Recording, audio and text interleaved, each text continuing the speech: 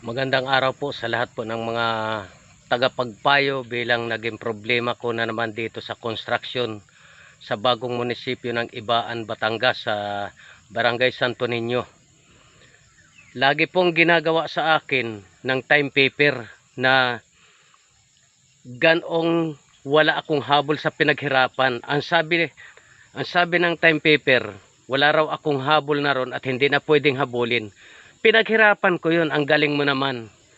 Dapat pag pinaghirapan, gagawin nyo ng paraan. Una, kung hindi ako nakapirma, dapat sana po ay tingnan nyo sa toolbox at pwedeng habulin. Ngayon, kapag hindi ninyo hinabol yan, pupunta ako sa opisina. Kapag hindi ako binayaran sa opisina, idediretso ko kayo sa duli. At kapag wala pang aksyon na malinaw, malamang kay Rapitol po kayo mapabagsak.